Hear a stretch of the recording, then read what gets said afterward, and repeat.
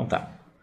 Vamos lá. Hoje, então, nós damos início, aliás, vamos continuar, né, falando da parte legal, e para que a gente possa entender o contexto do trânsito, é fundamental que a gente situe ele no tempo e no espaço, né? Então, hoje nós vamos falar sobre o ordenamento, de forma simplificada, obviamente,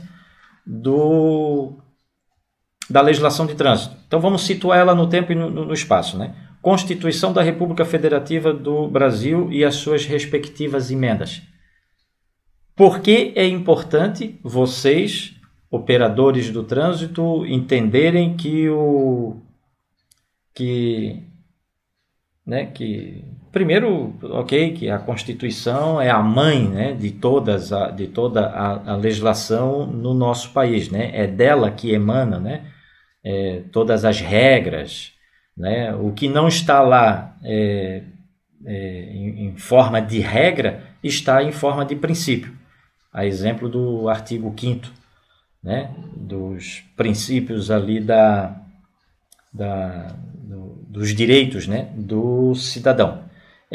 Nós vimos ontem o artigo 37, né, da Constituição, que regula a administração pública, né, os princípios da administração pública.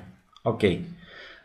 E por que eu insisto na Constituição? E aqui no dia de hoje, né, na aula de hoje, nós vamos destacar o artigo 22 da Constituição, aquele que diz que é privativa, né, é de competência exclusiva, privativa da União, legislar sobre trânsito. Está lá por uma questão óbvia de que o trânsito ele se faz, né, em todo o território nacional e que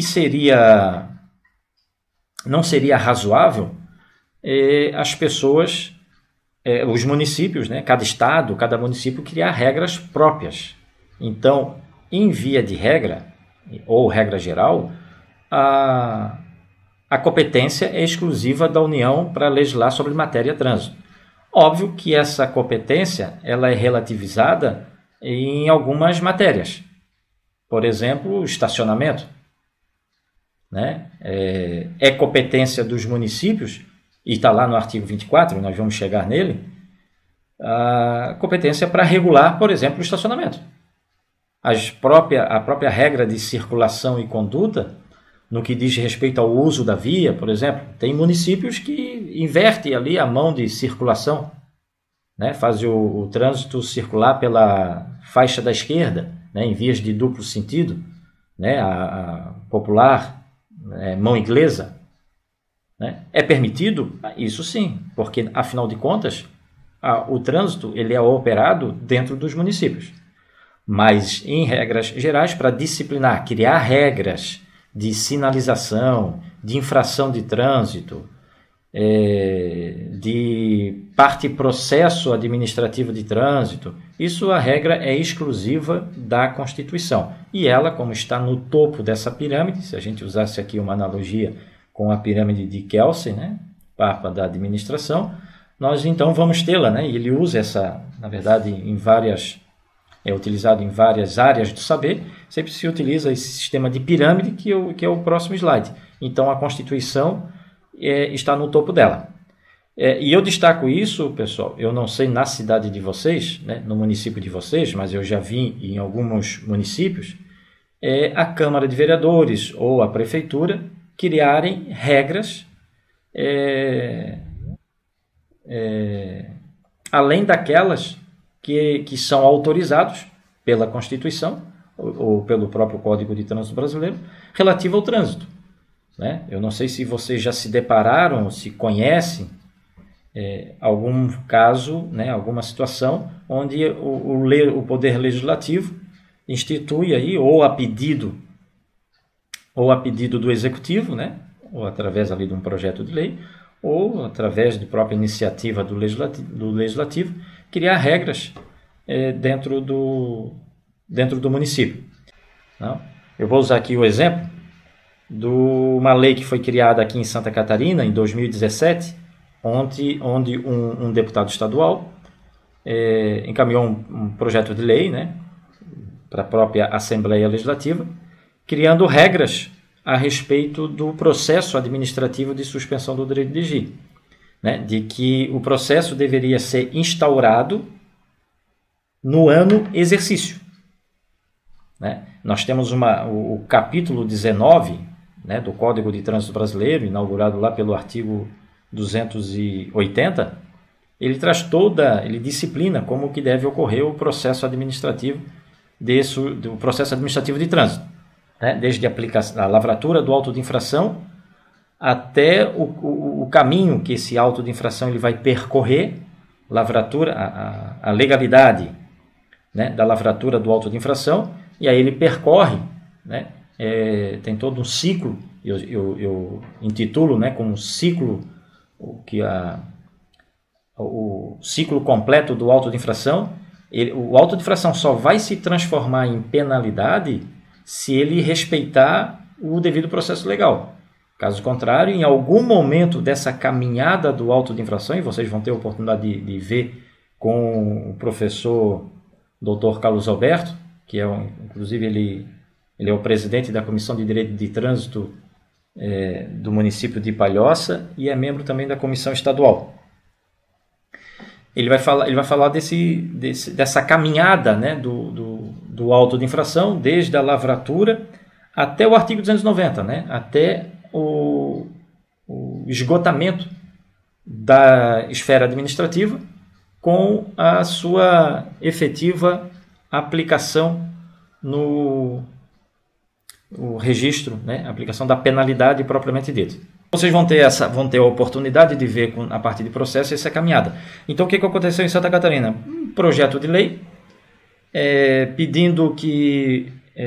pedindo, né? A proposta era de que o processo de suspensão do direito de dirigir instaurado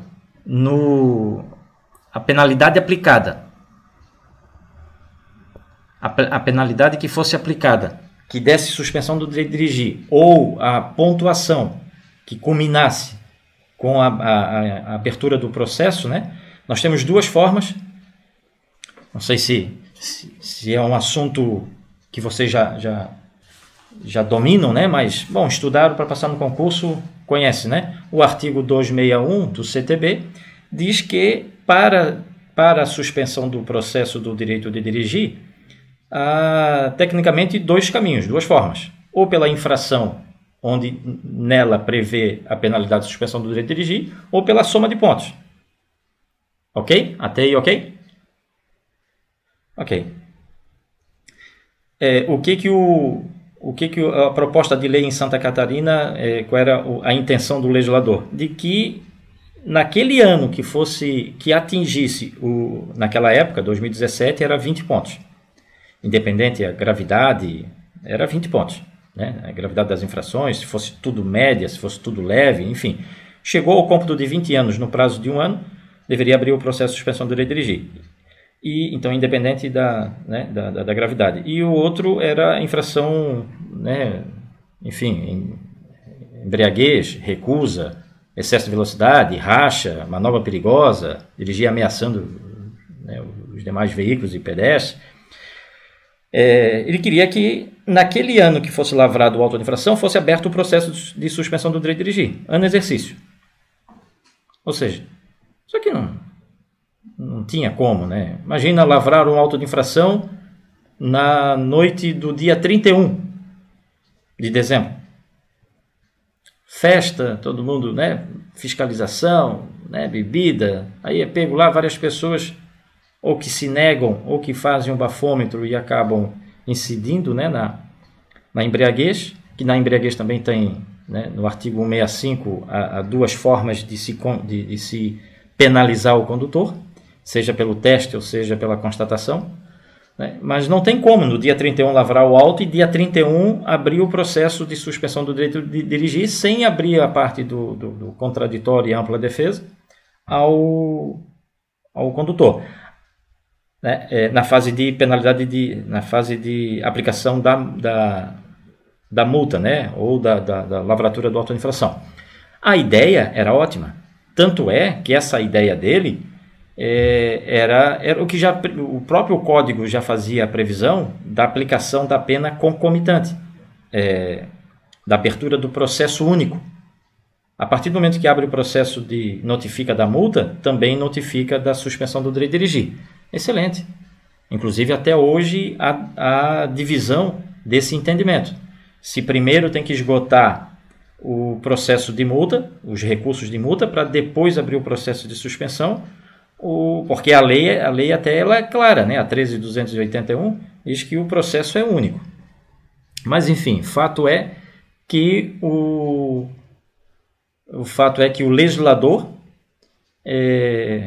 botou para votação, a lei foi aprovada e por fim, né, o Tribunal de Justiça de Santa Catarina entendeu que não é competência muito embora, né, louvável a ideia do legislador em dar celeridade ao processo administrativo de suspensão do direito de dirigir, muito embora, né, é importante isso, mas não é competência do Estado. A competência para falar sobre processo é da União. Então, ela como topo das regras também de trânsito, né, ela deve ser respeitada. Qualquer norma infraconstitucional que conflite com ela deve, né, ser declarada como inconstitucional. Manda quem pode e obedece quem tem juízo, né? Ordem foi feita para ser cumpridas, né? É lei dentro dessa estrutura, né, que nós vamos continuar aqui a debater. A lei foi feita para ser cumprida. Quem, salvo o melhor juízo, obviamente, né, salvo o melhor juízo, e cada qual aí, cada um sabe onde o sapato aperta, né, mas o que eu entendo e o que eu penso diante de uma situação dessa. O funcionário, o agente municipal de trânsito, ele está no município, né, ele está ali sob as regras estabelecidas pela prefeitura, decreto, portaria, enfim, e por aí vai, né? E como da Câmara de Vereadores, né? As leis, né? Leis, decretos, leis, aquilo que emana lá da Câmara de Vereadores, né? A Casa de Leis, decretos que são os atos aí do prefeito, né? As portarias estabelecidas pela própria Departamento de Trânsito ou Secretaria de Trânsito, enfim, o agente de trânsito, como funcionário público, deve obediência a todos esses atos, né? Afinal de contas, a não ser, né, a ordem uma ordem direta, né, verbal, que vocês saibam que é ilegal, aí não se cumpre, né? Explico.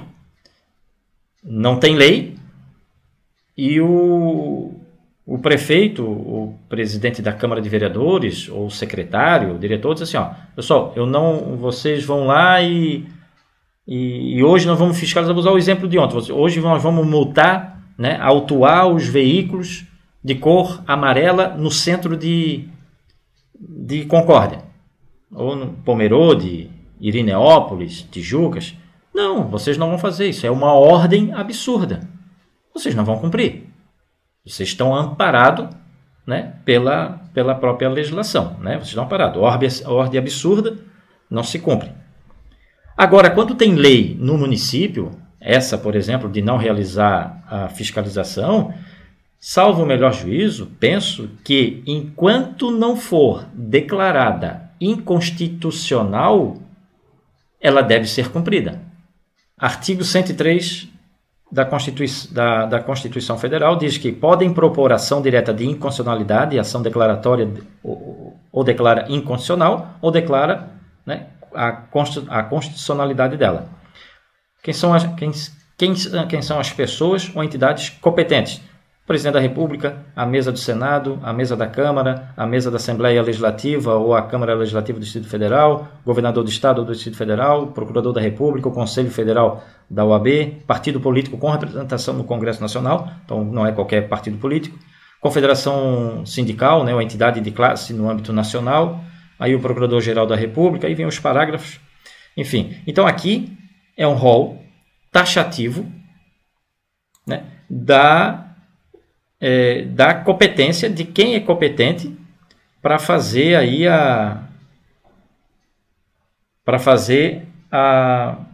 declarar a lei inconstitucional, né? Então não será nós, né?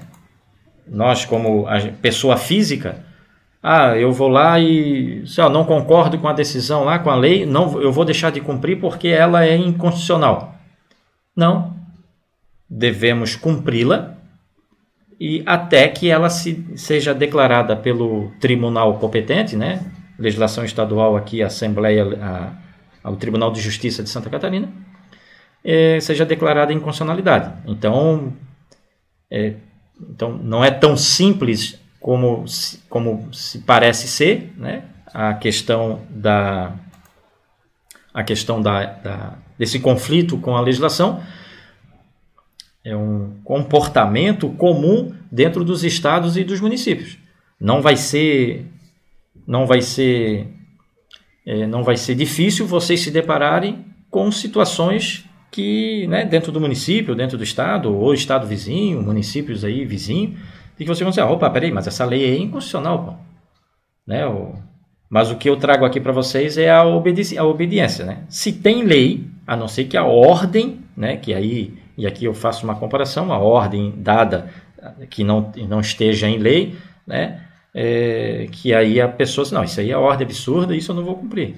Vai lá, bloqueia a rua, que aí né, sem um motivo justo, né, vai lá, não deixa mais ninguém passar aqui na área central. Tá, mas por que as pessoas não vão poder passar na área central? Né, vai ter obra, vai ter, né, essa ordem, ela está pautada, né, na legalidade? Não está. Então é ordem absurda, então não se cumpre. Aí, Rafael, são dois caminhos, né? A questão da ordem absurda, né?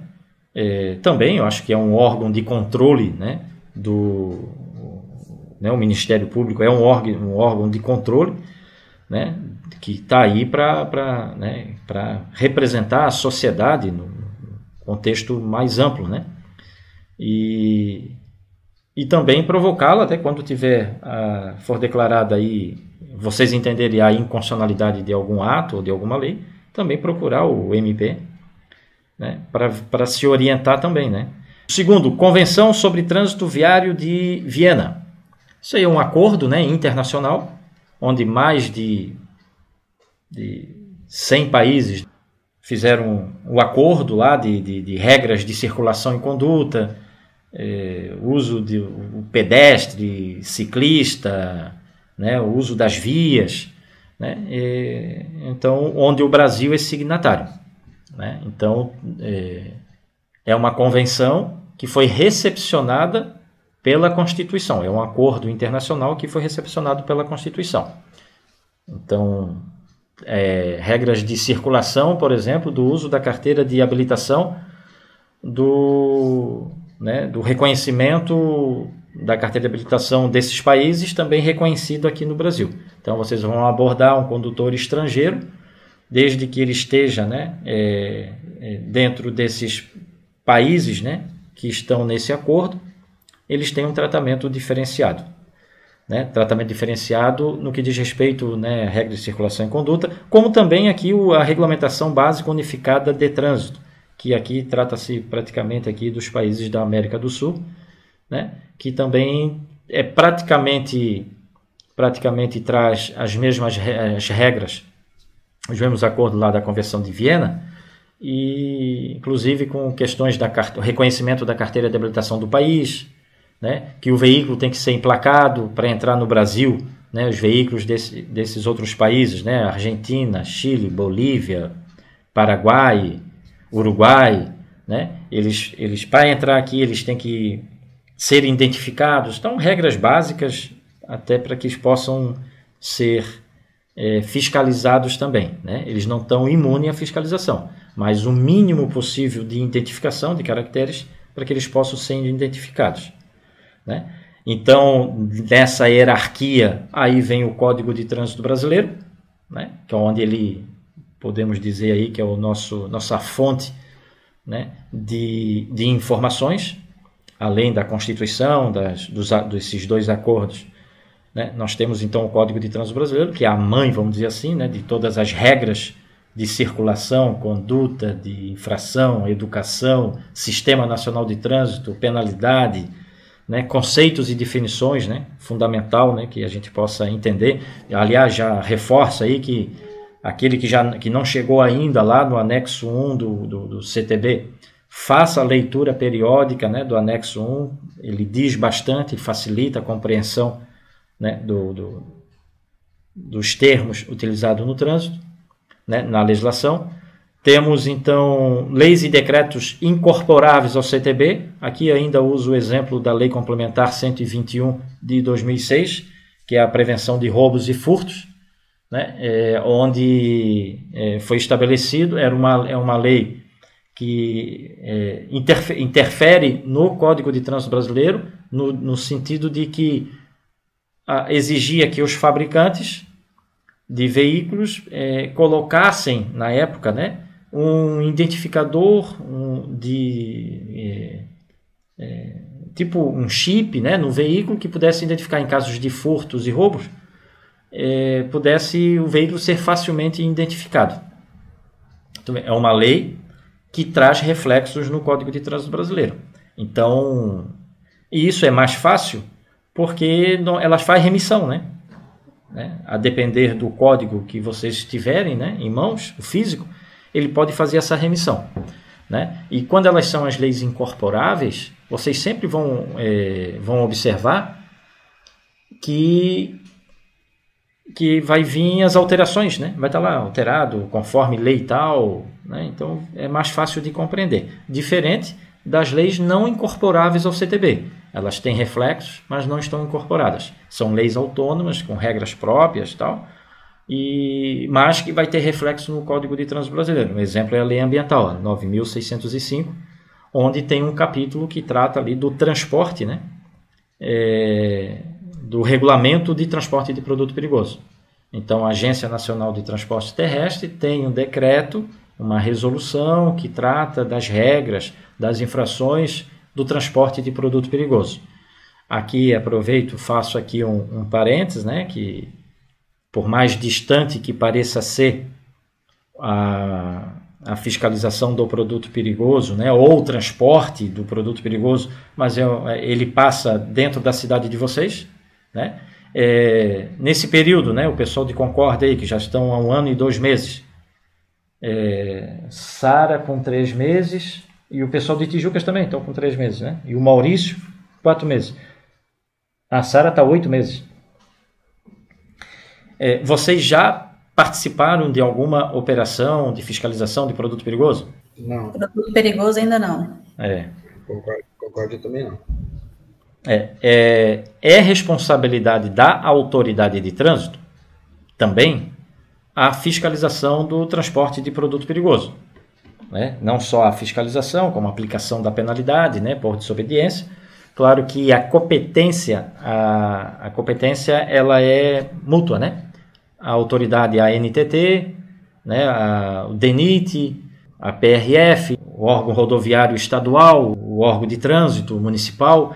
Então, a autoridade de trânsito, especificamente aqui falando da autoridade de trânsito municipal, ela é competente para fazer a fiscalização. Até porque o caminhão de combustível, por exemplo, vai lá abastecer o posto de combustível no centro da cidade, no centro do município.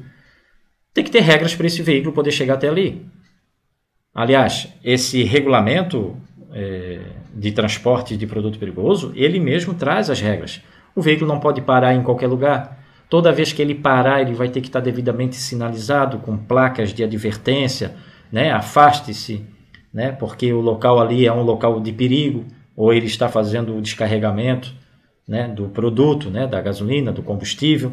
né, do líquido ali inflamável, ele tem que ser obrigatoriamente identificado com letras e números para identificar o número da ONU ou o produto que ele está sendo transportado, e a competência para fiscalizar isso é de vocês, né? O município, a autoridade de trânsito, pode inclusive estabelecer regras por onde esse veículo vai passar. Assim, não pode passar em determinada rua, pelas características da rua, seja movimento, o risco desse veículo passar né, dentro do perímetro urbano, nas vias mais aglomeradas, o risco ele é grande para a população. Então, o município pode e deve regular o trânsito de transporte de produto perigoso dentro do município. E quem cabe essa fiscalização é vocês. Mas ele tem uma regra toda própria, né? Inclusive para o próprio condutor. Não sei se alguém tem aí essa capacitação, né? Se alguém já atuou no transporte de produto perigoso, mas para transportar, para dirigir um veículo de transporte de produto perigoso, obrigatoriamente o condutor tem que ser capacitado. Tem que passar por um curso de formação e a cada 5 anos ele passar pela atualização, né? Isso é para o produto perigoso, isso é o transporte escolar, isso é o transporte de passageiro, isso é o veículo de emergência, o veículo que vocês vão conduzir, né?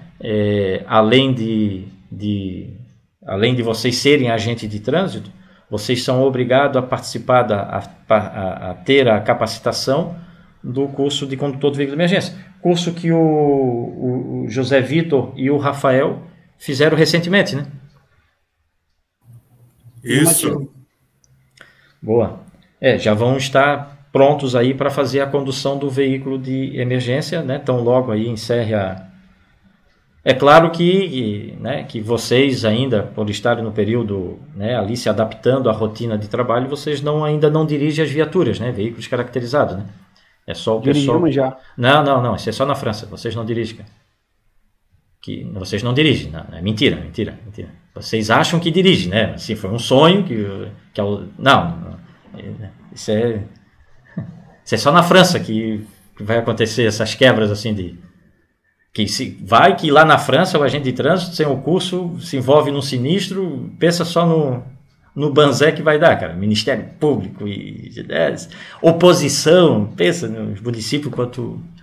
Isso é rolo, né? Mas assim, né? Vamos imaginar que vocês tenham que dirigir um veículo.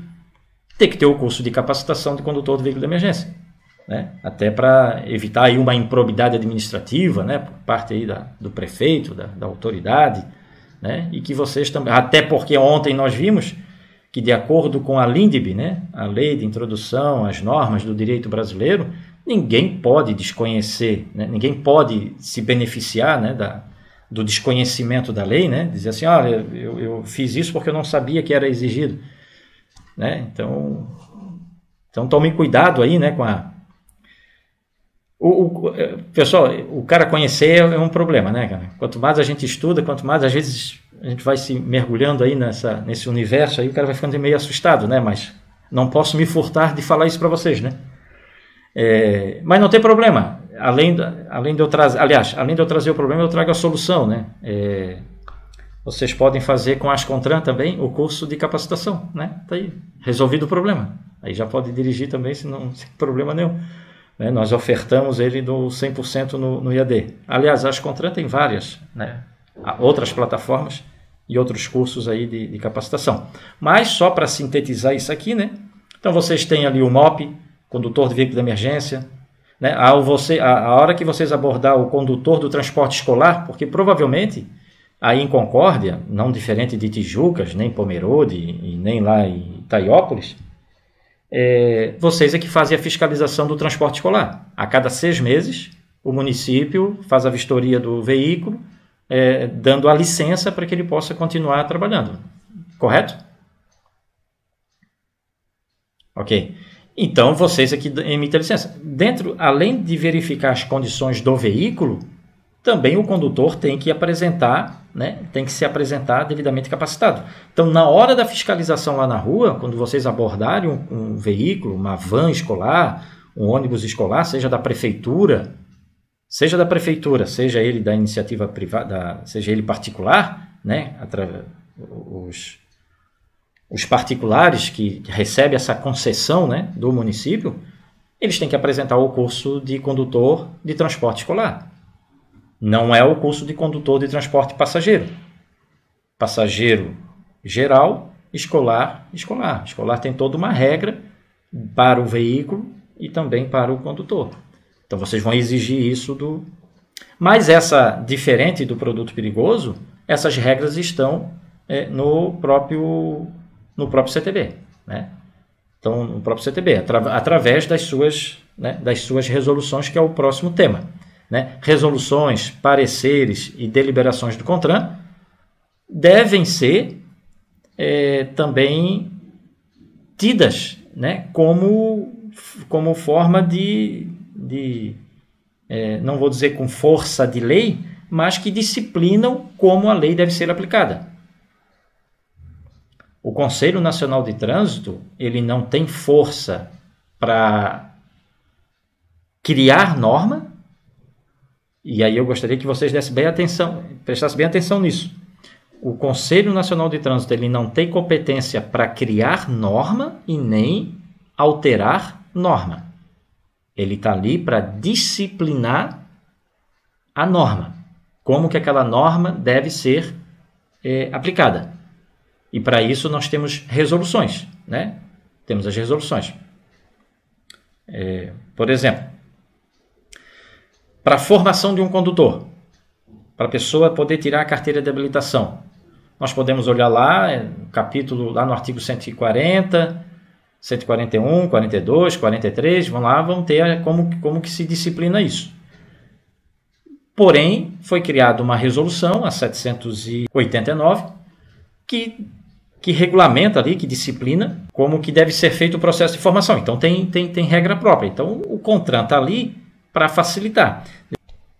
Então, eu só reforçando que resolução, o CONTRAN, ele não tem competência para criar norma e nem modificar norma.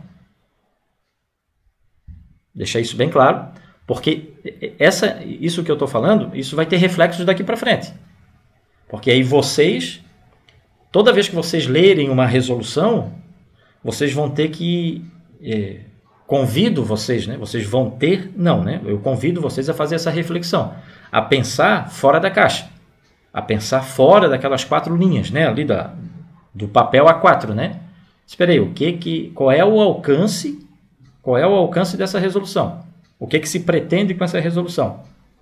Né? E também... toda vez que a gente fizer essas interpretações, que essas interpretações é bacana fazer isso em casa, né? Dentro do departamento, na hora da folga, né? Vou dar uma lida, tal, porque na hora que vocês estiverem cumprindo, vocês têm que cumprir a norma. É o exemplo lá da lei inconstitucional do município. É um exemplo, vocês vão ter que cumprir. Está lá, é lei, princípio da legalidade, é legal, então deve ser cumprido, né? Mas é inconstitucional porque primeiro vai ter que ser declarado inconstitucional. Então, né? Mas as resoluções vêm no mesmo caminho, mas que vocês possam ter esse raciocínio, né? De, peraí, até para poder, através dos grupos ou dos seus representantes, seus colegas, seus pares, né, poder criar uma discussão e, quem sabe, até uma mudança da própria legislação, né? Até porque nós temos artigos no Código de Trânsito Brasileiro que permite essa comunicação com os órgãos de trânsito, sejam municipal, estadual ou da União. Depois nós temos as resoluções e pareceres do CETRAN, né, que dentro dessa hierarquia do Sistema Nacional de Trânsito, o CETRAN, ele está para o processo administrativo como última instância recursal, né? Não sei se alguém de vocês está familiarizado com essa hierarquia, né? Com essas competências, JARI, CETRAN, né? Situá-las, né? No tempo e no espaço. O CETRAN, ele é o topo, né? Ele é o último órgão normativo e consultivo a nível de Estado, a nível dos Estados. Né? O Conselho Estadual de Trânsito, ele está ali para julgar os recursos em segunda instância. Na fase de lavrado um auto de infração por vocês, né? No flagrante, lá no momento da abordagem ou sem abordagem, né? Vocês lavraram o auto de infração, esse auto de infração vai para o sistema, né? A depender de cada órgão de trânsito, né? Esse auto de infração ele fica suspenso ali por um período, né? Para auditoria, né? Para que se possa verificar a consistência e regularidade desse auto de infração, para então expedir, né? Ou concomitante, né? Para expedir a notificação da autuação, né? Como eu falei, a depender da parte operacional, né? De cada órgão de trânsito, lavrando o auto de infração, ele pode ficar ali para a questão de auditoria, para ver se ele preenche todos os requisitos, ou automaticamente esse auto de infração já é lançado, já é recepcionado pelo sistema e então já é gerado ali a notificação da autuação.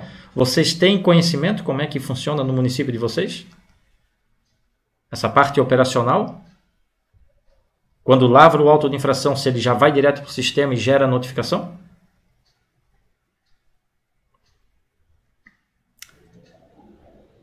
Em Concórdia aqui, o auto de infração, como é eletrônico, como é uma empresa, no caso é um talonário eletrônico comprado de outra empresa, primeiro vai para a empresa para depois eles encaminhar o arquivo para o sistema Detran. Para daí está entrando o auto de infração para o usuário. Obrigado, Alessandro. Tijucas, Rafael, o Zé Vitor aí, tem alguma... Sabe como é que funciona?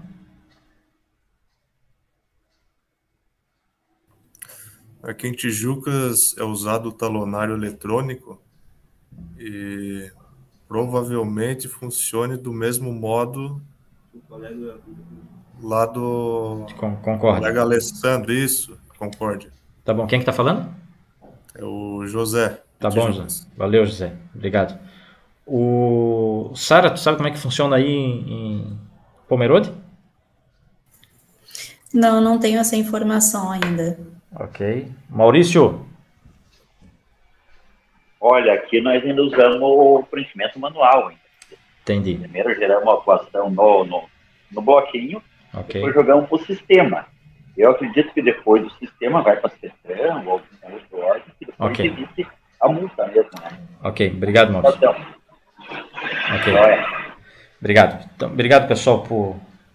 bacana, né? A gente saber como é que funciona, né, além do nosso município, né? Como é que é essa parte operacional. Então vamos lá. Vou falar aqui de forma didática, né? Como que esse auto de infração, claro que nós vamos ter a oportunidade de ter uma aula só para falar da parte processo, mas para que a gente possa entender a dinâmica, né? A dinâmica da lavratura do auto de infração até concretizar, para que a gente possa entender o papel do CETRAN, até concretizar ela ser transformada em penalidade ou ser arquivada. Então, como é que funciona? Vocês lavram o auto de infração, seja ele manual ou seja ele eletrônico.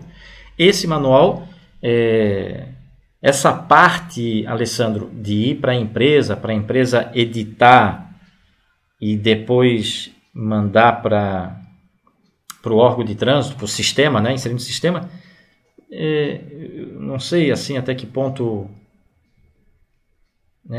essa parte operacional, enfim. Mas enfim, então lavrou o auto de infração, eletrônico ou manual. O eletrônico ele pode automaticamente já ser inserido no sistema. Para quê? Para que seja expedido a notificação da autuação.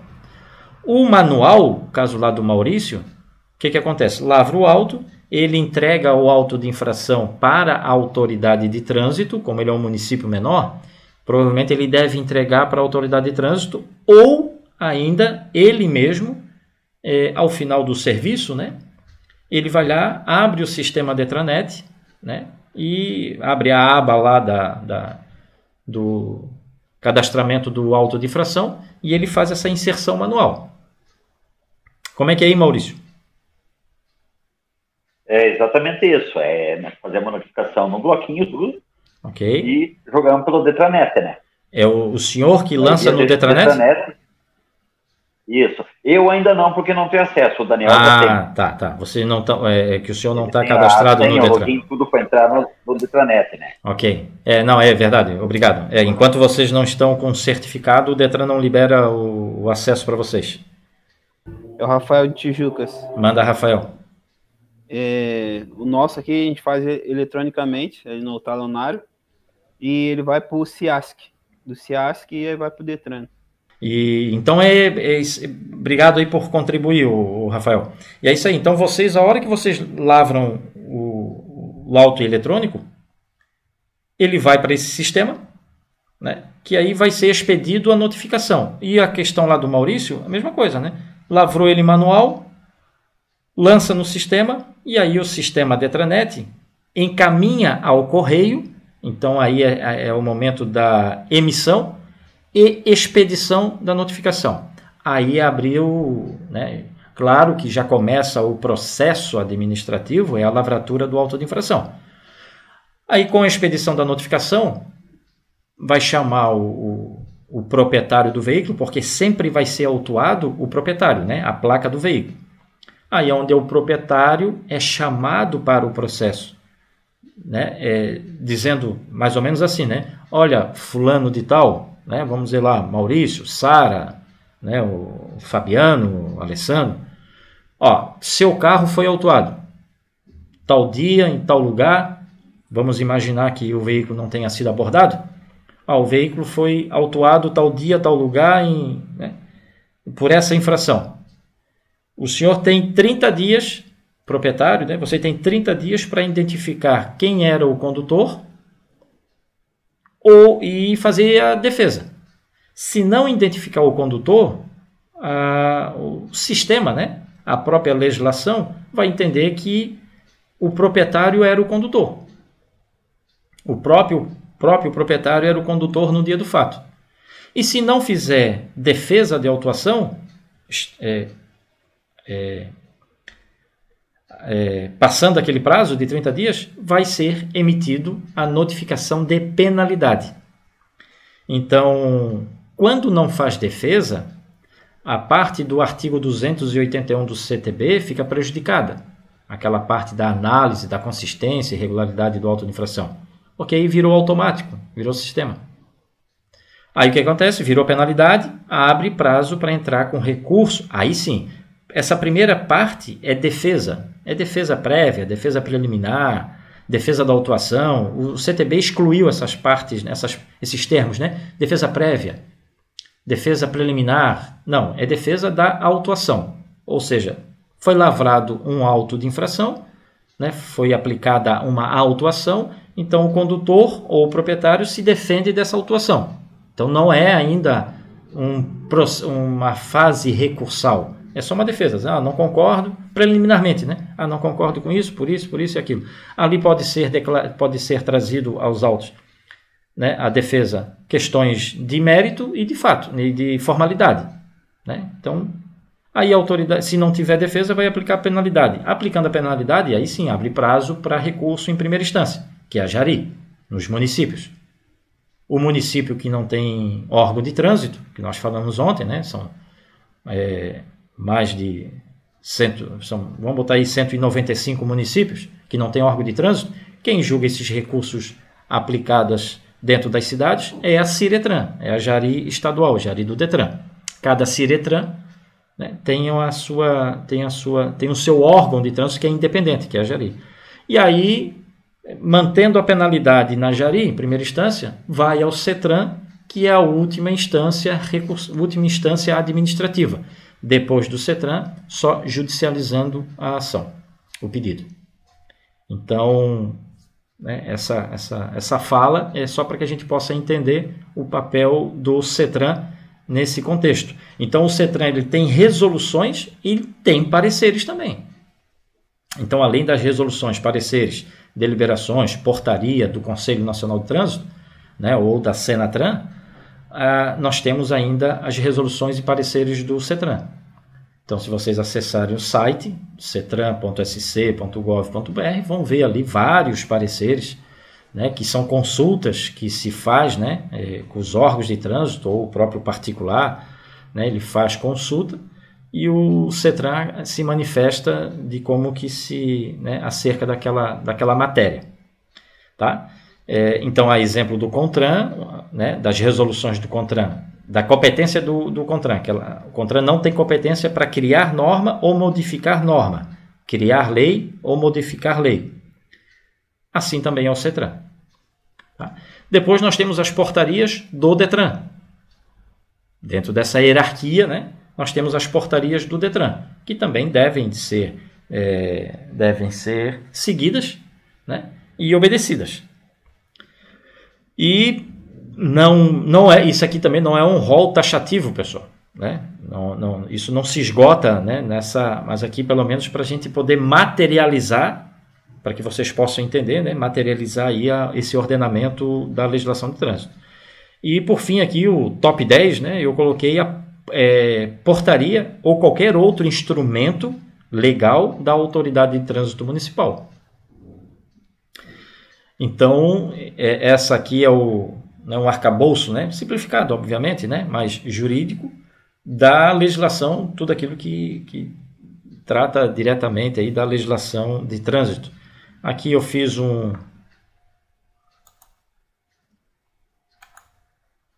aqui